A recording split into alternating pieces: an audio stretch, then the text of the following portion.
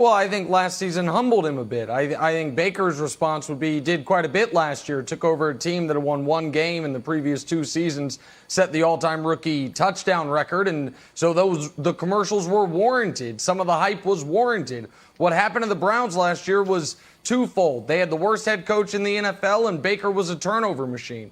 And so, I know a lot of people want professional athletes to either be humbled or pretend to be humble, even though they have been super high achievers, 1%ers in talent and work ethic their entire lives. And Baker had, up until this past season, no reason to be humble. He was a walk-on that succeeded, then was a walk-on that won the Heisman, then became the #1 pick, then took over a moribund franchise, got them damn near to 500, and set the rookie touchdown record. So I don't begrudge Baker Mayfield the swagger that he had going into last season. I would begrudge it if he continued that swagger going into this season. After last year, he was a huge part of the problem. But he seems to understand that at this point, he's at maybe a bit of a crossroads in his career because life can come at you fast in that regard. And he doesn't need to add any additional pressure expectations on a team that is in a critical juncture with all this young talent that can quickly become underachieving young talent if they do what they did last year again this year, Wilds. Well, first of all, Nick, I have to congratulate you with using the term moribund franchise. Loved it. So that was excellent. That was the highlight of that answer for me. I think that, you know what they say, happiness is expectations over reality. And Greg, I thought this was interesting because Baker had basically saying there's an implicit reason that they failed. It's because he did too much media. So there's this, Jenna, you'll like this. In the old Seinfeld documentary, Seinfeld is introduced onto the stage as the funniest man in America, Jerry Seinfeld. He goes up on stage and he bombs. And he comes off the stage and he's furious. He's like, you can't introduce me as the greatest comedian in America. All the audience is just going to sit back and be like, yeah, we'll see. So that's kind of what Baker is saying. He's saying that the expectations were too high. There was too much talk. And I think that's funny, Greg, where you always hear about failure in football or setbacks in football being a lot of hard factors. We ran the wrong plays. We had the wrong personnel. We had, the worst coach in the league. But Baker seems to be implying that it was the hard factors, but it was also these soft factors. So I was surprised to hear him admit that the outside noise actually affected his play. Well, to what you just said, I would bounce back and say that I don't think he meant that the expectations were too high. I don't think anyone on that team would have ever said or would ever admit to the expectations being too high. But what he's saying is that there's times where he could have just been quiet along with some of his teammates, and it starts with him. And what that looks like isn't the commercials, isn't so much not doing media. It's just being smart in managing your words, thinking through what you're going to say and understanding what you say is going to literally have a direct impact on more than just yourself.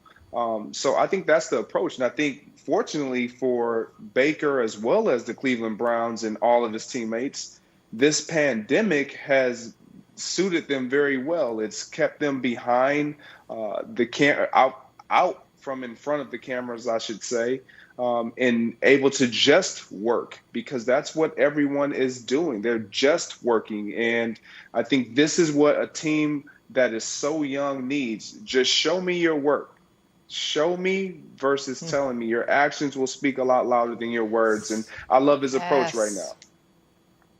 Yeah, so I know I'm going to be a man on an island on this, and that's fine.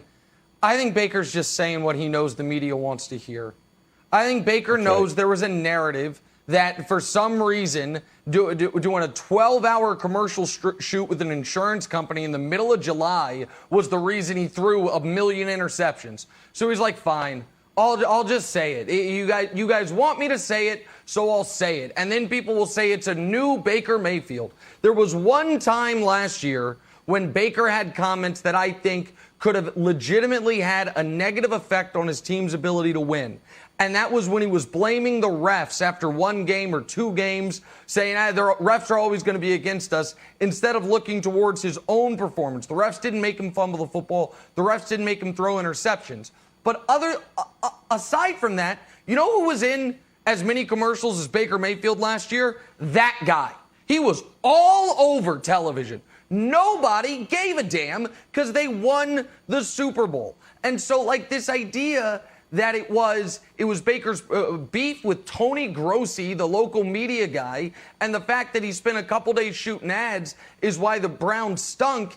It just, maybe it's that, or maybe we should go to Occam's razor. The most obvious answer is probably the right one. Maybe it was because their coach stunk, their quarterback couldn't stop turning the ball over, and the most talented player on their team bonked somebody on the head with a helmet and got kicked out of the league for the rest of the year.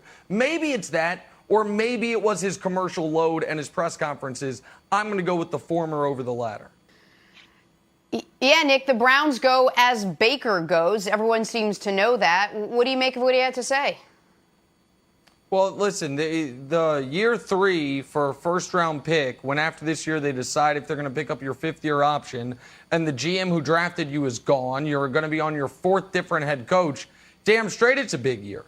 Like, Baker Mayfield, after that great rookie season, could be a guy who you wonder if he's going to even get a second contract with the Browns if this year doesn't go well. So I understand the idea that every year is a critical year, but it's a different type of pressure if you're under a brand new contract, or if this is the year that will determine potentially if you get a brand new contract and if all your rabbis have left the building, so to speak. So that I totally agree with. This is, with Dorsey gone, and obviously Hugh Jackson, and then Todd Haley, and then Freddie Kitchens all gone, there's no one in management that is tied to Baker Mayfield. There's no one in management that if he fails, they failed because he wasn't their guy. So I totally agree with that 1,000%, Wild. Yeah, when you look at the first-round quarterbacks, Nick, there was 5 quarterbacks taken in the first round, and there's a direct connection to how stable their environment was and how well they're doing. If we could show the graphic, Baker's on his 4th head coach, like you mentioned, right? Hugh, Greg, Freddie Kitchens, and now Kevin Stefanski. Sam Darnold's had Todd Bowles and Adam Gase. Josh Allen's doing great. Guess what? He's had Sean McDermott the whole time. Josh Rosen, who knows what's going on? He had two coaches in Arizona. Now he's at Brian Flores. He's probably going to have another coach in a little while here. And Lamar Jackson's just had one. So this is not Baker's fault. But, Nick, you're right. There's so much turnover. The guy's all by himself, Greg. I think this is a pivotal year for him to prove that he can succeed no matter what environment he's in. Yeah, you hit the nail right on the head, that last statement.